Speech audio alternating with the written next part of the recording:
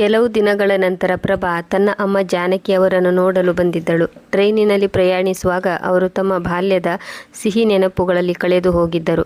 ಅಮ್ಮ ತನ್ನನ್ನು ಮಡಿಲಲ್ಲಿ ಹಾಕಿಕೊಂಡು ಜೋಗಳ ಹಾಡಿದ್ದನ್ನು, ತನಗೆ ಇಷ್ಟವಾದ ಅಡುಗೆ ಮಾಡಿ ಬಡಿಸುತ್ತಿದ್ದುದನ್ನು, ಕೂದಲು 2 ಜಡೆ ಹೆಣೆದು ಸ್ಕೂಲಿಗೆ ಕಳಿಸುತ್ತಿದ್ದರು ಮತ್ತು ಪ್ರತಿ ಸಾಯಂಕಾಲ ಬಾಗಿಲಲ್ಲಿ ನಿಂತು ತನಗಾಗಿ ಕಾಯುತ್ತಿದ್ದರು. ಬಾಲ್ಯದ ಎಲ್ಲ ನೆನಪುಗಳು ಅವಳ ಕಣ್ಣ ಮುಂದೆ ಹಾದು ಹೋಗುತ್ತಿದ್ದವು. ಹಾಗೆ ಅಮ್ಮನ ವೃದ್ಧಾಪ್ಯ ಮತ್ತು ಅವರ ಅನಾರೋಗ್ಯದ ಬಗ್ಗೆ ಆತಂಕ ಆಗುತ್ತಿತ್ತು. ಅವಳು ತವರಿಗೆ ಬರಬೇಕೆಂದುಕೊಂಡರೂ ಹೆಚ್ಚು ಬರಲಾಗುತ್ತಿರಲಿಲ್ಲ. ಇದಕ್ಕೆ ಕಾರಣ ಅವಳ ಅತ್ತಿಗೆಯ ನಿರ್ದಯ ಮತ್ತು ಅಸಭ್ಯ ವರ್ತನೆ. ಆದರೆ ಇಂದು ಅಮ್ಮನನ್ನು ನೋಡಬೇಕೆನ್ನುವ ಹಂಬಲ ತಡೆಯಲಾಗಲಿಲ್ಲ. ಅವಳು ಮನಸ್ಸು ಗಟ್ಟಿ ಮಾಡಿಕೊಂಡು ಎಲ್ಲ ಮಾತು ಅವಮಾನಗಳನ್ನು ಮರೆತು ತವರು ಮನೆಯ ಅಂಗಳಕ್ಕೆ ಬಂದಿದ್ದಳು. ಪ್ರಭಾಳ ತವರು ಮನೆ ಬೆಂಗಳೂರಿನಲ್ಲಿತ್ತು ಮತ್ತು ಗಂಡನ ಮನೆ ತುಮಕೂರಿನಲ್ಲಿತ್ತು. ಅವಳ ತವರು ಮನೆಯಲ್ಲಿ ಅವಳ ಅಮ್ಮನ ಹೊರತಾಗಿ ತಮ್ಮ ಮತ್ತು ತಮ್ಮನ ಹೆಂಡತಿ ಪ್ರೇಮ ಇದ್ದರು. ಪ್ರಭಾ ತನ್ನ ತಮ್ಮನಿಗಿಂತ 8 ವರ್ಷ ದೊಡ್ಡವಳು. ಅವಳಿಗೆ ಒಬ್ಬ ಮಗನಿದ್ದನು. ಅವನಿಗೆ 16 ವರ್ಷ. ಅವಳ ತಮ್ಮನಿಗೆ ಮದುವೆಯಾಗಿ 5 ವರ್ಷ ಕಳೆದರೂ ಮಕ್ಕಳಾಗಲಿಲ್ಲ. ಪ್ರಭಾ ಮನೆಯ ಒಳಗೆ ಕಾಲಿಟ್ಟಾಗ ಸುತ್ತಲೂ ಒಂದು ರೀತಿಯ ವಿಚಿತ್ರ ಮೌನ ಆವರಿಸಿತು. ಅದು ಅವಳ ಮನಸ್ಸಿಗೆ ಆತಂಕವನ್ನು ಉಂಟು ಮಾಡಿತು. ಆಗ ಪ್ರೇಮ ಹೊರಬಂದರು. ತನ್ನ ಅತ್ತಿಗೆಯನ್ನು ನೋಡಿ ಮುಖ ಸಿಂಡರಿಸಿದಳು. ಔಪಚಾರಿಕತೆಯ ನಗುವಿನೊಂದಿಗೆ ಹೇಗಿದ್ದೀರಾ, ಚೆನ್ನಾಗಿದ್ದೀರಾ ಎಂದು ಕೇಳಿದಳು. ಪ್ರಭಾಳ ಕಣ್ಣು ಅಮ್ಮನನ್ನು ಹುಡುಕುತ್ತಿದ್ದವು. ಅವಳು ಪ್ರೇಮ ಅಮ್ಮ ಎಲ್ಲಿದ್ದಾರೆ ಎಂದು ಕೇಳಿದಳು. ಪ್ರೇಮ ತಕ್ಷಣವೇ ಉತ್ತರಿಸಿದಳು, ಅವರು ತಮ್ಮ ಕೋಣೆಯಲ್ಲಿ ಮಲಗಿದ್ದಾರೆ ಮತ್ತು ಏನನ್ನೂ ಮಾತನಾಡದೆ ಅಡುಗೆ ಕೋಣೆಗೆ ಹೋದಳು. ಅರೆ, ಸೂರ್ಯ ನೆತ್ತಿಯ ಮೇಲೆ ಬಂದಿದ್ದಾನೆ. ಬೆಳಿಗ್ಗೆ ಬೇಗನೆ ಎದ್ದೇಳು ಅಮ್ಮ, ಇಲ್ಲಿವರೆಗೆ ಮಲಗಿದ್ದಾರೆ ಯಾಕೆ? ಪ್ರಭಾ ಅಮ್ಮನ ಕೋಣೆಗೆ ಬರುತ್ತಿದ್ದಂತೆ ಕೇಳಿದಳು. ಅಮ್ಮ, ನೀವು ಚೆನ್ನಾಗಿದ್ದೀರಾ ಎಂದು ಕೇಳುತ್ತಾ ಅವರ ಕಡೆ ನೋಡಿದಳು. ಅವರ ಮುಖ ಕೇವಲ ಸುಕ್ಕುಗಳಿಂದ ಕೂಡಿತ್ತು. ಅವರ ಶರೀರದಿಂದ ಮೂಳೆಗಳು ಹೊರಬಂದಂತೆ ಕಾಣಿಸುತ್ತಿದ್ದವು. ಅವರು ಸಂಪೂರ್ಣವಾಗಿ ಸೋತು ಹೋಗಿದ್ದರು. ಕೆಲವು ವರ್ಷಗಳ ಹಿಂದೆ ಅಮ್ಮನಿಗೆ ವಯಸ್ಸಾಗಿದ್ದರೂ ಅವರು ಗಟ್ಟಿಮುಟ್ಟಾಗಿದ್ದರು. ಯಾವಾಗಲೂ ಮುಖದಲ್ಲಿ ಮುಗುಳು ನಗು ಇರುತ್ತಿತ್ತು. ಆದರೆ ಈಗ ಅಮ್ಮನ ಪೂರ್ತಿ ಶರೀರ ಜರ್ಜರಿತವಾಗಿತ್ತು. ಈ 3-4 ವರ್ಷದಲ್ಲಿ ಅಂತಹದ್ದೇನಾಯಿತು? ಅಮ್ಮ ಪೂರ್ತಿ ವೃದ್ಧರಾಗಿ ಹೋಗಿದ್ದರು. ಮಗಳನ್ನು ನೋಡುತ್ತಾ ಜಾನಕಿಯವರು ಮುಖದ ಮೇಲೆ ನಗು ತಂದುಕೊಂಡು ಹೇಳಿದರು, ಹೌದು ಮಗಳೇ, ಚೆನ್ನಾಗಿದ್ದೇನೆ. ನೀನು ಪ್ರಯಾಣ ಮಾಡಿ ಸುಸ್ತಾಗಿರುವೆ. ಚಹಾ ತಿಂಡಿ ಮಾಡಿದ್ಯಾ ಇಲ್ಲವಾ? ಮಲಗಿಕೊಂಡೇ ಕಂಪಿಸುವ ಸ್ವರದಲ್ಲಿ ಹೇಳಿದರು. ಪ್ರಭಾ ತನ್ನ ಮಲಗಿರುವ ಅಮ್ಮನ ಹಣೆಯ ಮೇಲೆ ಕೈ ಹಾಕಿದಳು. ನಾಡಿ ಬಡಿತವನ್ನು ನೋಡಿದಳು. ಎಲ್ಲವೂ ಸಾಮಾನ್ಯವಾಗಿತ್ತು. ಅರೆ, ಏನಾಯಿತು? ಡಾಕ್ಟರ್ ಹಾಗೆ ಏಕೆ ನನ್ನನ್ನು ತಪಾಸಣೆ ಮಾಡುತ್ತಿರುವೆ ಎಂದು ಹೇಳುತ್ತಾ ಜಾನಕಿಯವರು ನಗಲು ಪ್ರಯತ್ನಿಸಿದರು. ಆಗ ಪ್ರಭಾ ತನ್ನ ಅಮ್ಮನನ್ನು ನೋಡುತ್ತಾ ಹೇಳಿದಳು, ಅಮ್ಮ, ನಿಮ್ಮ ಆರೋಗ್ಯ ಸರಿ ಇರುವಂತೆ ಕಾಣುತ್ತಿಲ್ಲ. ಯಾಕೆ, ಏನಾಯಿತು? ಆಗ ಜಾನಕಮ್ಮನವರು ಹಗುರವಾಗಿ ನಗುತ್ತಾ ಹೇಳಿದರು, ಮಗಳೇ, ಇದು ವೃದ್ಧಾಪ್ಯ. ಈ ಸಮಯದಲ್ಲಿ ಎಲ್ಲವೂ ಹೀಗೆ ಅನಿಸುತ್ತದೆ. ಮಗಳನ್ನು ನೋಡಿ ಅವರು ಎದ್ದು ಕುಳಿತುಕೊಳ್ಳಲು ಪ್ರಯತ್ನಿಸಿದರು. ಪ್ರಭಾ ತಟ್ಟನೆ ಅವರನ್ನು ಹಿಡಿದುಕೊಂಡು ಸಹಾಯ ಮಾಡಲು ತನ್ನ ಕೈಗಳಿಂದ ಅವರ ತೋಳು ಹಿಡಿದುಕೊಂಡಾಗ ಅವರ ಬಾಯಿಂದ ಒಂದು ಸ್ವರ ಬಂತು. ಅವರು ನೋವಿನಿಂದ ಕಿರುಚಿಕೊಂಡು ಕಣ್ಣು ಮುಚ್ಚಿ ಹಾಗೆ ಹಾಸಿಗೆ ಮೇಲೆ ಬಿದ್ದರು. ಇದನ್ನು ನೋಡಿದ ಪ್ರಭಾಳಿಗೆ ಆಘಾತವಾಯಿತು. ಅಮ್ಮನಿಗೆ ಏನಾಗಿದೆ? ಇಷ್ಟು ಮೆತ್ತಗೆ ಹಿಡಿದುಕೊಂಡರೂ ಅಮ್ಮ ಏಕೆ ಅಷ್ಟೊಂದು ನೋವಿನಿಂದ ಕಿರುಚಿಕೊಂಡರು ಎಂದು ಅವಳಿಗೆ ಅರ್ಥವಾಗಲಿಲ್ಲ. ಅಮ್ಮನ ವಿರೋಧದ ನಡುವೆಯೂ ಅವಳು ಇದಕ್ಕೆ ಕಾರಣವನ್ನು ತಿಳಿದುಕೊಳ್ಳಲು ಅವರ ಸೀರೆಯ ಸೆರಗು ಮೇಲೆ ಮಾಡಿದಳು. ಅದನ್ನು ನೋಡಿ ಅವಳಿಗೆ ಆಶ್ಚರ್ಯವಾಯಿತು. ಅಮ್ಮನ ತೋಳಿನ ಮೇಲೆ ಕಪ್ಪು ನೀಲಿ ಬಣ್ಣದ ಗುರುತುಗಳಿದ್ದವು. ಇದೆಲ್ಲ ಹೇಗಾಯ್ತಮ್ಮ? ಪ್ರಭಾ ಆಶ್ಚರ್ಯದಿಂದ ಕೇಳಿದಳು. ಜಾನಕಿಯವರು ಬಾಗಿಲ ಕಡೆ ದೃಷ್ಟಿ ಹರಿಸಿದರು. ಪ್ರಭಾಳ ಈ ಪ್ರಶ್ನೆಗೆ ಉತ್ತರಿಸಬೇಕೆಂದುಕೊಳ್ಳುವಷ್ಟರಲ್ಲಿ ಪ್ರೇಮ ಚಹಾ ಮತ್ತು ಬಿಸ್ಕೆಟ್ ತೆಗೆದುಕೊಂಡು ಕೋಣೆಗೆ ಬಂದಳು. ಅವಳು ತಕ್ಷಣವೇ ಹೇಳಿದಳು, ಅರೆ, ಏನೂ ಇಲ್ಲ ಅತ್ತಿಗೆ, ನಡೆಯುವಾಗ ಕಾಲು ಜಾರಿ ಬಿದ್ದರು ಎಂದು ಹೇಳುತ್ತಾ ಪ್ರೇಮ ಜಾನಕಿಯವರ ತೋಳುಗಳನ್ನು ಮುಚ್ಚಿದಳು ಮತ್ತು ಜಾನಕಿ ಅವರನ್ನು ದುರುಗುಟ್ಟಿಕೊಂಡು ನೋಡಿದಳು. ಜಾನಕಿಯವರು ಅವಳ ಕಣ್ಣಿನ ದೃಷ್ಟಿಗೆ ತತ್ತರಿಸಿ ಹೋದರು. ಪ್ರಭಾ ಅವಳನ್ನು ಪ್ರಶ್ನಾರ್ಥಕವಾಗಿ ನೋಡಿದಳು. ಇದು ಅವಳಿಗೆ ನಂಬಲು ಸಾಧ್ಯವಾಗಲಿಲ್ಲ. ನಂತರ ಹೇಳಿದಳು, ಯಾವುದೇ ಔಷಧಿ ಕೊಡಿಸಲಿಲ್ಲವೇ? ಹೌದು ಮಗಳೇ, ನಿನ್ನ ತಮ್ಮ ಔಷಧಿ ತೆಗೆದುಕೊಂಡು ಬಂದು ಕೊಟ್ಟಿದ್ದಾನೆ. ನನಗೆ ಈಗ ನೋವು ಕಡಿಮೆಯಾಗಿದೆ. ಹೀಗೆ ಮಾತುಕತೆ ನಡೆಯುತ್ತಿತ್ತು. ಪ್ರಭಾಳ ತಮ್ಮ ಸಂದೇಶ್ ಕೋಣೆಯ ಒಳಗೆ ಬಂದನು ಮತ್ತು ಪ್ರಭಾ ಕೇಳಿದಳು, ಸಂದೇಶ್, ಅಮ್ಮನಿಗೆ ಇಷ್ಟೊಂದು ಗಾಯಗಳಾಗಿವೆ. ಅವರನ್ನು ಡಾಕ್ಟರಿಗೆ ಏಕೆ ತೋರಿಸಲಿಲ್ಲ? ಸಂದೇಶ್ ಉತ್ತರಿಸುವ ಮೊದಲೇ ಪ್ರೇಮ ಈ ಪ್ರಶ್ನೆಗೆ ಉತ್ತರಿಸಿದಳು. ಅತ್ತಿಗೆ, ನಮ್ಮ ಹತ್ತಿರ ಅಷ್ಟೊಂದು ಹಣ ಇಲ್ಲ. ಚಿಕ್ಕ ಚಿಕ್ಕ ಗಾಯಕ್ಕೆ ಅಮ್ಮಾಜಿಯನ್ನು ಡಾಕ್ಟರ್ ಬಳಿ ಕರೆದುಕೊಂಡು ಹೋಗಲು. ನೋಟುಗಳ ಕಂತೆ ನಿನ್ನ ಗಂಡನ ಮನೆಯಲ್ಲಿ ಇದೆ, ತವರು ಮನೆಯಲ್ಲಿ ಅಲ್ಲ. ನಮಗೆ ನಮ್ಮ ಮನೆ ಖರ್ಚು ನೋಡಿಕೊಳ್ಳುವುದೇ ಕಷ್ಟವಾಗಿದೆ ಮತ್ತು ಇತ್ತೀಚಿನ ದಿನಗಳಲ್ಲಿ ಯಾರಾದರೂ ಅತಿಥಿಗಳು ಬರುತ್ತಲೇ ಇದ್ದಾರೆ. ನಿಮಗೇನು ಕಡಿಮೆ ಇದೆ? ಅತ್ತೆ ಮಾವನಿಗೆ ಪೆನ್ಷನ್ ಬರುತ್ತದೆ. ನಿನ್ನ ಗಂಡನಿಗೂ ಸರ್ಕಾರಿ ನೌಕರಿ ಇದೆ. ಇನ್ನು 1-2 ವರ್ಷದಲ್ಲಿ ನಿಮ್ಮ ಮಗನು ಸಂಪಾದನೆ ಮಾಡಲು ಶುರು ಮಾಡುತ್ತಾನೆ. ಪ್ರೇಮಾಳ ಮಾತು ಕೇಳಿ ಪ್ರಭಾಳ ಮನಸ್ಸಿಗೆ ಕಹಿಯ ಅನುಭವವಾಯಿತು.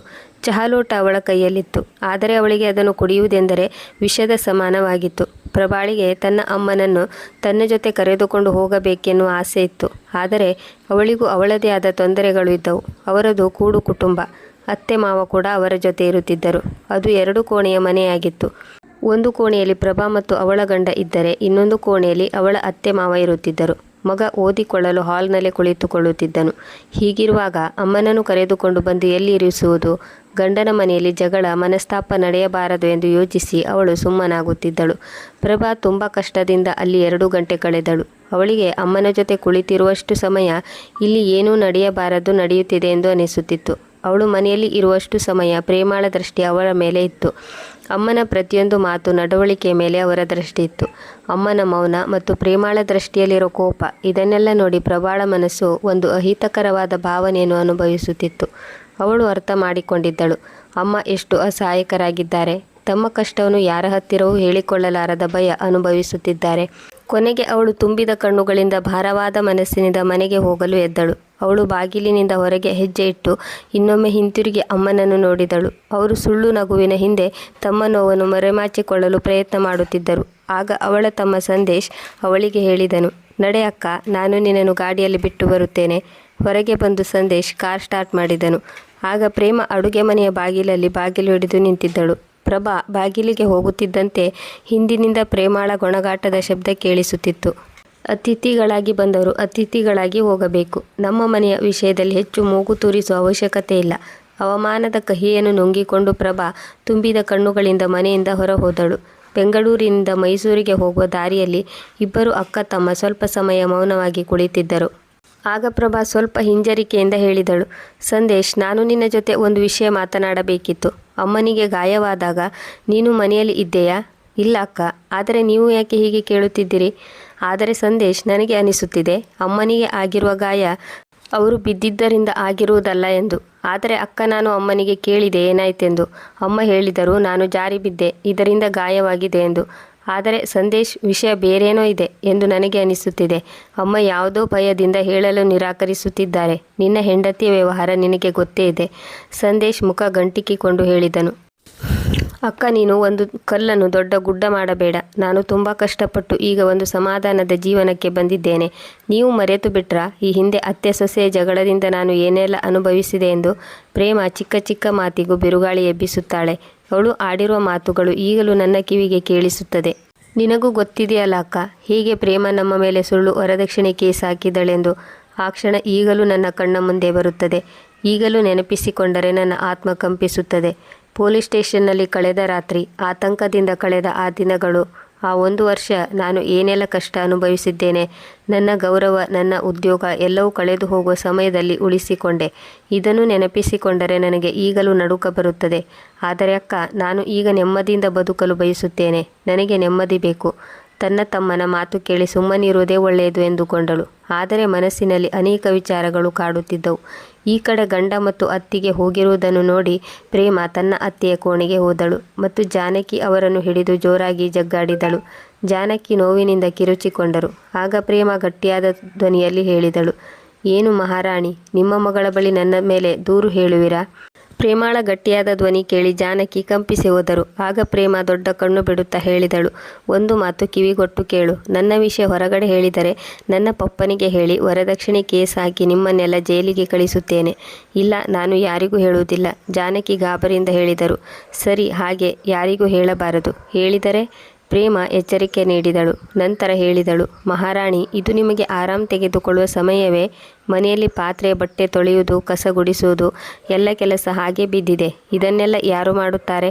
ಸುಮ್ಮನೆ ಹುಷಾರಿಲ್ಲ ಎಂದು ನಾಟಕ ಮಾಡುವುದನ್ನು ಬಿಟ್ಟು ಬಿಡಿ. ಬೇಗನೆ ಬನ್ನಿ. ಜಾನಕಿ ಗಾಬರಿಯಿಂದ ತನ್ನ ಸೊಸೆಯನ್ನು ನೋಡಿದರು. ಆಗ ಪ್ರೇಮ ಹೇಳಿದಳು, ಬರ್ತಿರೋ ಇಲ್ಲ ಕೋಲಿನ ಸೇವೆ ಮಾಡಬೇಕೇ?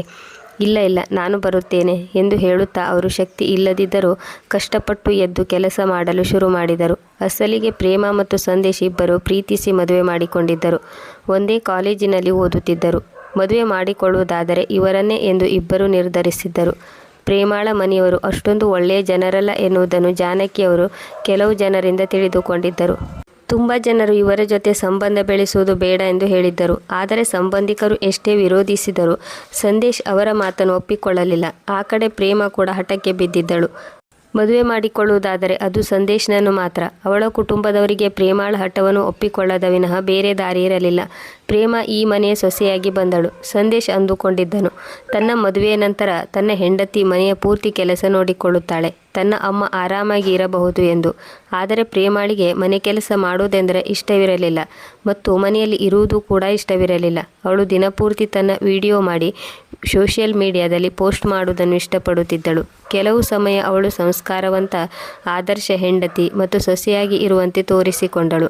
ಆದರೆ ನಿಧಾನಕ್ಕೆ ತನ್ನ ಅಸಲಿ ಬಣ್ಣ ತೋರಿಸಲು ಶುರು ಮಾಡಿದಳು. ಈಗ ಅವಳು ಪಾರ್ಟಿಗೆ ಹೋಗುವುದು, ದುಬಾರಿ ಶಾಪಿಂಗ್ ಮಾಲ್ಗೆ ಸುತ್ತಾಡುವುದು, ಅನಾವಶ್ಯಕ ಖರ್ಚು ಮಾಡುವುದು ಮತ್ತು ವಿಡಿಯೋ ಪೋಸ್ಟ್ ಮಾಡುವುದು ಅವಳಿಗೆ ಅಭ್ಯಾಸವಾಗಿತ್ತು. ಸಂದೇಶ್ ಕೆಲಸಕ್ಕೆ ಹೋದ ನಂತರ ಅವಳು ಸುತ್ತಾಡಲು ಹೋಗುತ್ತಿದ್ದಳು. ಸಂಜೆ ಆಗುವಷ್ಟರಲ್ಲಿ ಮನೆಗೆ ಬರುತ್ತಿದ್ದಳು. ಮನೆಯಲ್ಲಿ ಇದ್ದರೂ ಅವಳು ಯಾವುದೇ ಕೆಲಸ ಮಾಡುತ್ತಿರಲಿಲ್ಲ. ಮನೆಯ ಎಲ್ಲ ಕೆಲಸ ಜಾನಕಿಯವರೇ ಮಾಡಬೇಕಾಗುತ್ತಿತ್ತು. ಪ್ರೇಮ ತನ್ನ ಇಷ್ಟದಂತೆ ಸಮಯ ಕಳೆಯುತ್ತಿದ್ದಳು. ಜಾನಕಿಯವರು ಇದನ್ನು ಪ್ರೇಮಾಳಿಗೆ ಅರ್ಥ ಮಾಡಿಸುವ ಪ್ರಯತ್ನ ಮಾಡಿದರೆ ಅವಳು ಅವರ ಮೇಲೆ ಎದುರು ಬೀಳುತ್ತಿದ್ದಳು. ಅವರು ತಮ್ಮ ಮಗನ ಹತ್ತಿರ ತಮ್ಮ ಸೊಸೆಯ ಬಗ್ಗೆ ದೂರು ಹೇಳಿದಾಗ ಅವರಿಬ್ಬರ ನಡುವೆ ಎಂತಹ ಜಗಳವಾಯಿತೆಂದರೆ ಸಂದೇಶ್ ಕೋಪದಿಂದ ಅವಳ ಕೆನ್ನೆಗೆ 2 ಹೊಡೆದನು. ಮನೆಯಲ್ಲಿ ದೊಡ್ಡ ಮಹಾಭಾರತವೇ ನಡೆದು ಹೋಯಿತು. ಈ ವಿಷಯ ಎಲ್ಲಿಯವರೆಗೆ ತಲುಪಿತೆಂದರೆ ಸಂದೇಶ್ ಮತ್ತು ಅವರ ಅಮ್ಮನಿಗೆ ಬುದ್ಧಿ ಕಲಿಸಲು ಪ್ರೇಮ ತನ್ನ ತಂದೆಗೆ ಹೇಳಿ ಸುಳ್ಳು ಕೇಸ್ ಹಾಕಿಸಿದಳು. ಅವಳ ತಂದೆ ಪೊಲೀಸ್ ಇನ್ಸ್ಪೆಕ್ಟರ್ ಆಗಿದ್ದರಷ್ಟೇ. ಇನ್ನೇನಿದೆ, ವರದಕ್ಷಿಣೆ, ಕಿರುಕುಳ ಮತ್ತು ಕೌಟುಂಬಿಕ ಹಿಂಸೆ ಹಲ್ಲೆಯ ಪ್ರಕರಣ ದಾಖಲಿಸಿ ಅವರನ್ನು ಬಂಧಿಸಲಾಯಿತು. ಸಾಕಷ್ಟು ಹಣ ಖರ್ಚು ಮಾಡಿದರೂ ಯಾವುದೇ ಪ್ರಯೋಜನವಾಗಲಿಲ್ಲ. ನಂತರ ಪರಸ್ಪರ ಹೊಂದಾಣಿಕೆಯಿಂದಲೇ ಇದನ್ನು ಬಗೆಹರಿಸಿಕೊಳ್ಳಬೇಕಾಯಿತು. ಇದರ ನಂತರ ಈ ಮನೆಯಲ್ಲಿ ಪ್ರೇಮಾಳದ್ದೇ ಕಾರ್ಯಭಾರ ನಡೆಯಿತು. ಅವಳು ಮನೆಯಲ್ಲಿ ಚಿಕ್ಕದೊಂದು ಮಾತು ಬಂದರೂ ಜೈಲಿಗೆ ಕಳಿಸುವುದಾಗಿ ಬೆದರಿಸುತ್ತಿದ್ದಳು. ಈ ಬಾರಿ ನಿಮ್ಮಿಬ್ಬರ ಹೊರತಾಗಿ ನಿಮ್ಮ ಮಗಳು ಪ್ರಭಾಳನ್ನು ನಿಮ್ಮ ಜೊತೆ ಸಿಕ್ಕಿ ಹಾಕಿಸುತ್ತೇನೆ. ಪೂರ್ತಿ ಪರಿವಾರ ಜೀವನ ಪೂರ್ತಿ ಜೈಲಿನಲ್ಲಿ ಕಳೆಯಬೇಕು. ಹೀಗಾಗಿ ಜಾನಕಿಯವರಿಗೆ ಅವಳ ಬಗ್ಗೆ ಎಂತಹ ಭಯ ಹುಟ್ಟಿತೆಂದರೆ ಅವಳು ಎಷ್ಟೇ ಹಿಂಸೆ ಅವಮಾನ ಮಾಡಿದರೂ ಉತ್ತರ ನೀಡುತ್ತಿರಲಿಲ್ಲ ಮತ್ತು ಅವಳ ಬಗ್ಗೆ ಯಾರಿಗೂ ದೂರು ಹೇಳುತ್ತಿರಲಿಲ್ಲ. ತನ್ನ ತಂಗಿ ಪ್ರಭಾಳನ್ನು ಅವಳ ಮನೆಗೆ ಬಿಟ್ಟು ಸಂದೇಶ್ ಸಂಜೆ ಮನೆಗೆ ತಲುಪಿದನು. ಆ ಸಮಯದಲ್ಲಿ ಪ್ರೇಮ ಮನೆಯಲ್ಲಿ ಇರಲಿಲ್ಲ. ಬಹುಶಃ ಅವಳು ಶಾಪಿಂಗ್ ಹೋಗಿರಬಹುದು ಎಂದುಕೊಂಡು ಸಂದೇಶ್ ತನ್ನ ಅಮ್ಮನ ಕೋಣೆಗೆ ಹೋದನು. ಅವರು ಹಾಸಿಗೆ ಮೇಲೆ ಅಸಹಾಯಕರಾಗಿ ಮಲಗಿದ್ದರು. ಅವರಿಗೆ ತಮ್ಮ ಸೊಸೆಯ ಮಾತು ಕೇಳಿ ಮನಸ್ಸು ಒಡೆದು ಹೋಗಿತ್ತು. ಸಂದೇಶ್ ಕೋಣೆ ಒಳಗೆ ಬಂದು ಸುತ್ತಲೂ ನೋಡಿದನು. 1 ನಿಮಿಷ ಯೋಚನೆ ಮಾಡಿ ನಂತರ ತನ್ನ ಅಮ್ಮನ ಹಾಸಿಗೆ ಹತ್ತಿರ ಇರುವ ಚಿಕ್ಕ ಬೀರು ತೆಗೆದನು. ಅದರಲ್ಲಿ ಅವರು ಒಂದು ಡೈರಿ ಇಟ್ಟಿದ್ದರು. ಅಸಲಿಗೆ ಜಾನಕಿ ಅವರಿಗೆ ಚಿಕ್ಕಂದಿನಿಂದಲೇ ಡೈರಿ ಬರೆಯುವ ಹವ್ಯಾಸ ಇತ್ತು. ತಮ್ಮ ಜೀವನದಲ್ಲಿ ನಡೆದ ಚಿಕ್ಕ ಪುಟ್ಟ ಘಟನೆಗಳನ್ನು ಡೈರಿಯಲ್ಲಿ ಬರೆಯುತ್ತಿದ್ದರು. ಈ ವಿಷಯ ಸಂದೇಶ್ನಿಗೆ ಗೊತ್ತಿತ್ತು.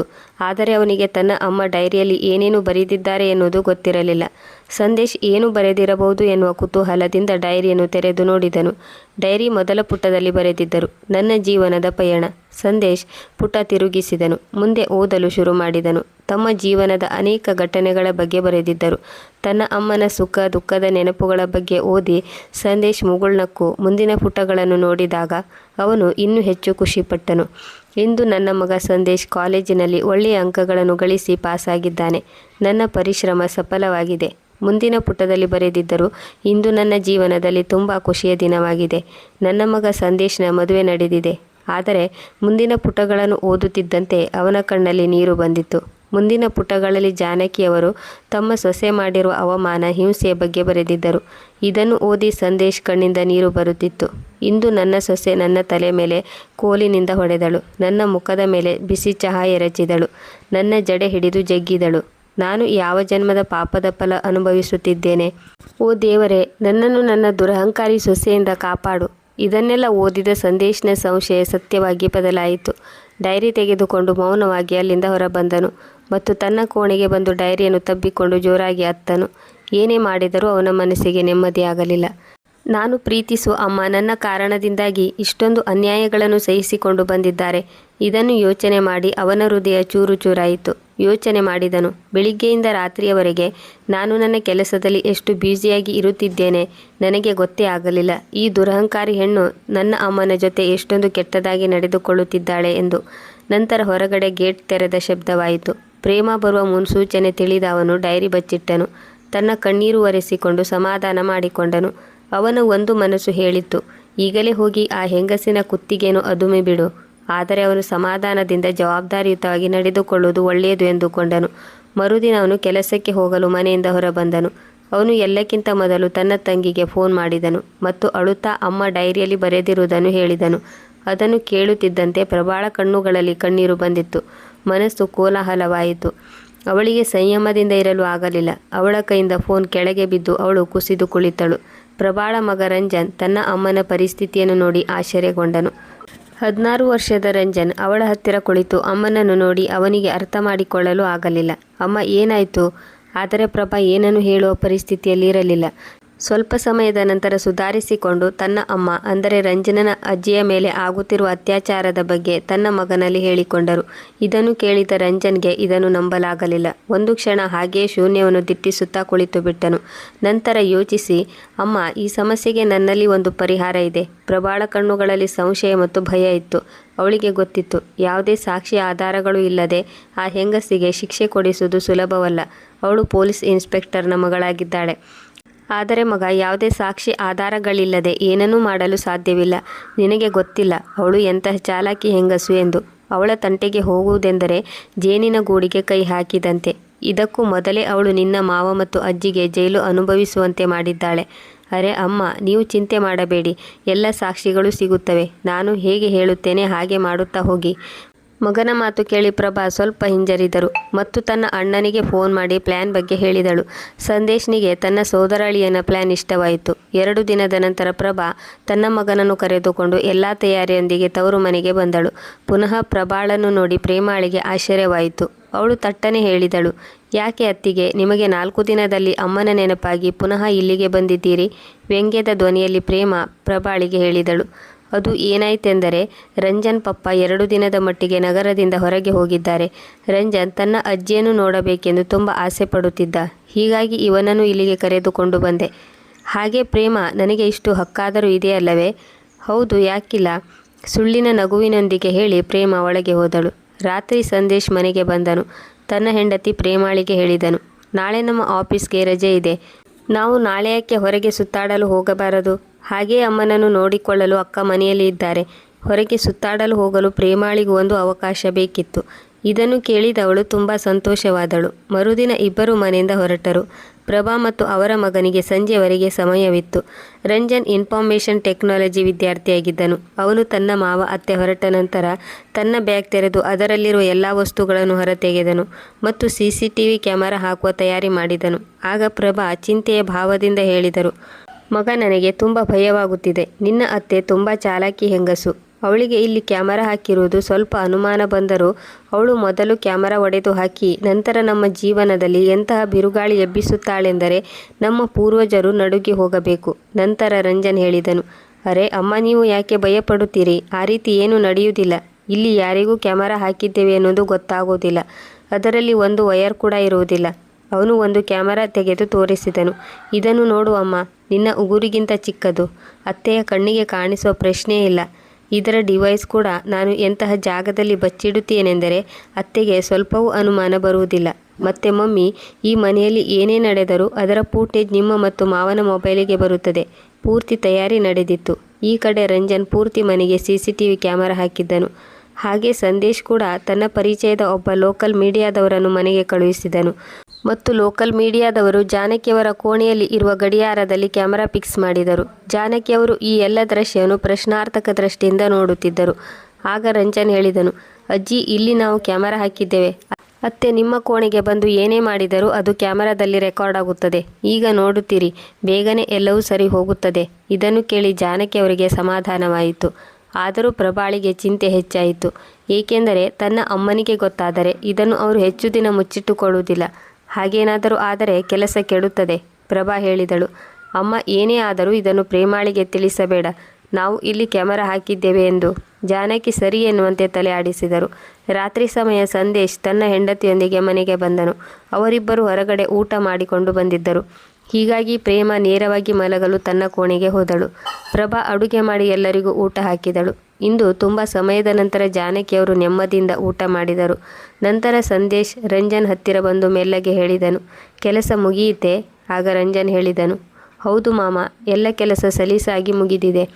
ಈಗ ನೀವು ಮೊಬೈಲ್ ಫುಟೇಜ್ ಗಮನಿಸುತ್ತಿರಬೇಕು. ಏನಾದರೂ ಅನಾಹುತ ಸಂಭವಿಸಿದರೆ ತಕ್ಷಣವೇ ಪೊಲೀಸರಿಗೆ ಫೋನ್ ಮಾಡಿ. ಮರುದಿನ ಬೆಳಿಗ್ಗೆ ಸಂದೇಶ್ ತನ್ನ ಅಕ್ಕ ಮತ್ತು ಸೋದರಳಿಯನನ್ನು ಅವರ ಮನೆಗೆ ಬಿಡಲು ಕರೆದುಕೊಂಡು ಹೋದನು. ಅವರನ್ನು ಬಿಟ್ಟು ಬರಲು ಮಧ್ಯಾಹ್ನವಾಯಿತು. ಸಂದೇಶ್ ಮನೆಗೆ ಬಂದಾಗ ಪ್ರೇಮ ಹೇಳಿದಳು, ನಿಮ್ಮ ಅಕ್ಕ ತಮ್ಮನ ನಡುವೆ ಏನು ನಡೆಯುತ್ತಿದೆ? ನನಗೂ ಸ್ವಲ್ಪ ಹೇಳುವಿರಾ? ಸಂದೇಶ್ ಗಾಬರಿಯಾಗಿ ಏನೂ ಇಲ್ಲ ಎಂದನು. ಹಾಗಿದ್ದರೆ ನಿಮ್ಮ ಅಕ್ಕ ಪದೇ ಪದೇ ನಮ್ಮ ಮನೆಗೆ ಏಕೆ ಬರುತ್ತಿದ್ದಾರೆ? ಪ್ರೇಮ ಗಟ್ಟಿಯಾದ ಸ್ವರದಲ್ಲಿ ಹೇಳಿದಳು. ಸಂದೇಶ್ ಹೇಳಿದನು, ಬಂದರೆ ಏನಾಯಿತು? ಈಗ ಇದು ಅವಳ ತವರು ಮನೆ. ಅವಳು ಯಾವಾಗ ಬೇಕೆಂದರೂ ಬರಬಹುದು.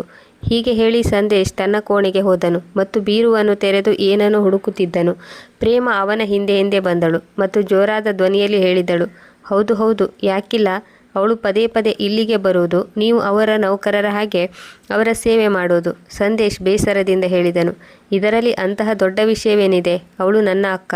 ಸರಿ, ಅದೆಲ್ಲ ಬಿಡು. ನಾನು 3-4 ದಿನದ ಹಿಂದೆ ಬೀರುವಿನಲ್ಲಿ 1 ಲಕ್ಷ ರೂಪಾಯಿ ಇಟ್ಟಿದ್ದೆ. ಅದು ನನಗೆ ಕಾಣಿಸುತ್ತಿಲ್ಲ. ನೀನು ತೆಗೆದುಕೊಂಡೆಯಾ ಎಂದು ಸಂದೇಶ್ ಬೀರುವನ್ನು ಹುಡುಕುತ್ತಿದ್ದನು. ಆಗ ಪ್ರೇಮ ಹೇಳಿದಳು, ಹೌದು, ನನಗೆ ಶಾಪಿಂಗ್ ಮಾಡಲು ಬೇಕಿತ್ತು. ನಾನು ತೆಗೆದುಕೊಂಡೆ. ಅದೆಲ್ಲ ಹಣ ಖರ್ಚಾಯಿತು. ಇದನ್ನು ಕೇಳಿ ಸಂದೇಶ್ ಶಾಕ್ ಆದನು. ಏನು, 1 ಲಕ್ಷ ರೂಪಾಯಿ ಶಾಪಿಂಗಾಗಿ ಖರ್ಚು ಮಾಡಿದೆಯಾ? ಅದನ್ನು ನಾನು ಇಂದು ಡೀಲರ್ಗೆ ಕೊಡುತ್ತೇನೆಂದು ಮಾತು ಕೊಟ್ಟಿದ್ದೆ. ನನಗೆ ಕೇಳದೆ ನನ್ನ ಹಣವನ್ನು ಏಕೆ ತೆಗೆದುಕೊಂಡೆ? ಸಂದೇಶ್ ಕೋಪಗೊಂಡನು.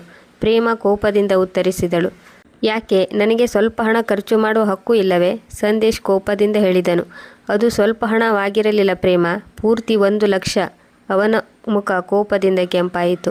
ಅವನು ಊಟ ಮಾಡದೆ ಮನೆಯಿಂದ ಹೊರಟನು. ಈ ಕಡೆ ಜಾನಕಿಯವರು ತಮ್ಮ ಕೋಣೆಯಲ್ಲಿ ಕುಳಿತು ಮಗ ಸೊಸೆ ಜಗಳವನ್ನು ಕೇಳಿಸಿಕೊಂಡು ಚಿಂತಿತರಾಗಿದ್ದರು. ಸ್ವಲ್ಪ ಸಮಯದ ನಂತರ ಪ್ರೇಮ ಜಾನಕಿಯವರ ಕೋಣೆಗೆ 2 ಚಪಾತಿ ಊಟದ ಹೆಸರಿನಲ್ಲಿ ತೆಗೆದುಕೊಂಡು ಬಂದು ಅವರ ಮುಂದೆ ಇಟ್ಟು ಹೇಳಿದಳು, ಬೇಗ ತಿಂದು ಕೆಲಸಕ್ಕೆ ತಯಾರಾಗಿ. ಇಂದು ನಿಮ್ಮ ಮಗಳು ಇಲ್ಲಿ ಇಲ್ಲ, ಆರಾಮ್ ತೆಗೆದುಕೊಳ್ಳಲು. ಆಗ ಜಾನಕಿಯವರು ಹೇಳಿದರು, ಮಗಳೇ, ಇಂದು ನನಗೆ ಹುಷಾರಿಲ್ಲ. ನನಗೆ ಉಸಿರಾಡಲು ಕಷ್ಟವಾಗುತ್ತಿದೆ.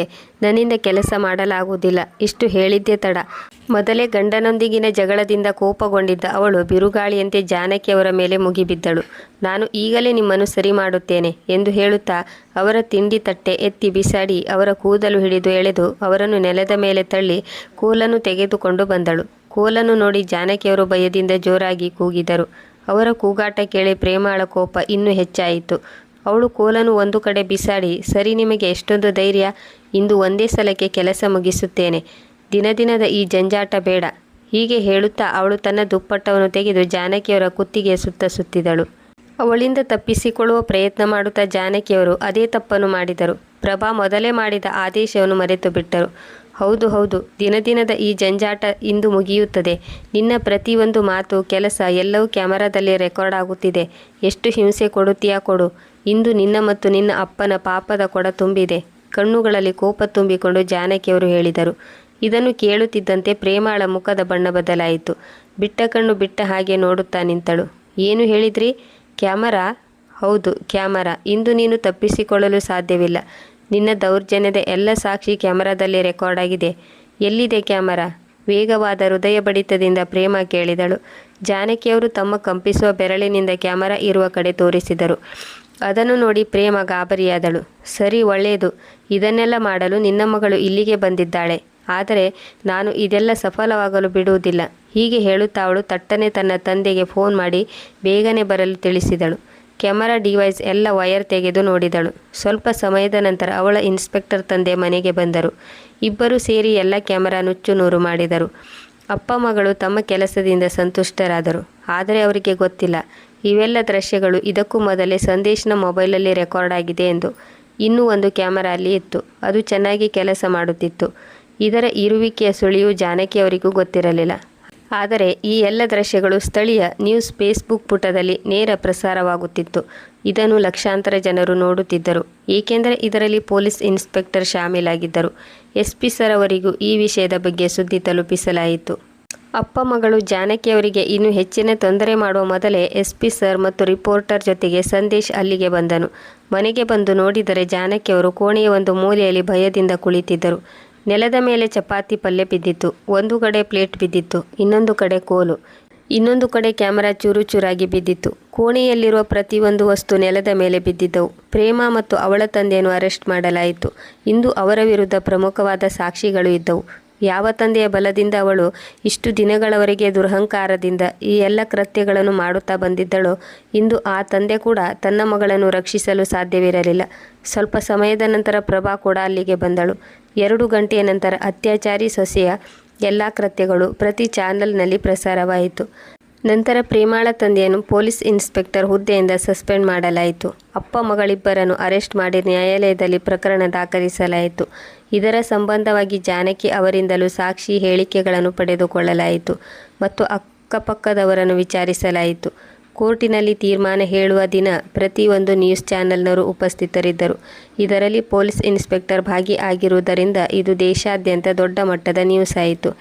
ಎಲ್ಲ ಸಾಕ್ಷಿ ಆಧಾರಗಳು ಮತ್ತು ಹೇಳಿಕೆಗಳ ಆಧಾರದ ಮೇಲೆ ಕೋರ್ಟ್ ತೀರ್ಪು ನೀಡಲಾಯಿತು. ಪ್ರೇಮಾಳಿಗೆ ಈ ಹೇಯ ಕೃತ್ಯಕ್ಕಾಗಿ ಜೀವಾವಧಿ ಶಿಕ್ಷೆ ನೀಡಲಾಯಿತು ಮತ್ತು ಅವಳ ತಂದೆಗೆ ಪೊಲೀಸ್ ಹುದ್ದೆಯ ದುರುಪಯೋಗದ ಜೊತೆಗೆ ಸಾಕ್ಷ್ಯಾಧಾರಗಳನ್ನು ನಾಶ ಮಾಡಲು ಸಹಾಯ ಮಾಡಿದ್ದಕ್ಕಾಗಿ ಅವರಿಗೆ 10 ವರ್ಷ ಜೈಲು ಶಿಕ್ಷೆ ನೀಡಲಾಗುತ್ತದೆ ಎಂದು ತೀರ್ಪು ನೀಡಲಾಯಿತು. ಕೋರ್ಟಿನ ಆವರಣದಲ್ಲಿ ಚಪ್ಪಾಳೆಯ ಶಬ್ದ ಕೇಳಿಸಿತು. ಎಲ್ಲ ಜನರು ಕೋರ್ಟಿನ ಈ ತೀರ್ಪಿಗೆ ಪ್ರಶಂಸೆ ವ್ಯಕ್ತಪಡಿಸಿದರು. ಇಂದು ರಂಜನ್ ತಿಳುವಳಿಕೆ ಮತ್ತು ಬುದ್ಧಿವಂತಿಕೆಯಿಂದ ಜಾನಕಿ ಅವರು ತಮ್ಮ ಸೊಸೆಯ ದೌರ್ಜನ್ಯದಿಂದ ಮುಕ್ತರಾದರು ಮತ್ತು ಸಂದೇಶ್ ಕೂಡ ತನ್ನ ಕ್ರೂರ ಹೆಂಡತಿಯ ದಬ್ಬಾಳಿಕೆಯಿಂದ ಮುಕ್ತನಾದನು. ವೀಕ್ಷಕರೇ, ನಮ್ಮ ಈ ಕಥೆ ನಿಮಗೆ ಹೇಗೆ ಅನಿಸಿತು? ನಮ್ಮ ಕಥೆ ನಿಮಗೆ ಇಷ್ಟವಾದರೆ ಅವಶ್ಯವಾಗಿ ಲೈಕ್ ಮಾಡಿ, ಶೇರ್ ಮಾಡಿ ಮತ್ತು ಚಾನಲನ್ನು ಸಬ್ಸ್ಕ್ರೈಬ್ ಮಾಡಲು ಮರೆಯದಿರಿ. ಹೊಸ ಭಾವನಾತ್ಮಕ ಕಥೆಯೊಂದಿಗೆ ಮುಂದಿನ ವಿಡಿಯೋದಲ್ಲಿ ಭೇಟಿಯಾಗೋಣ. ಕತೆ ಕೇಳಿದ್ದಕ್ಕಾಗಿ ಧನ್ಯವಾದಗಳು.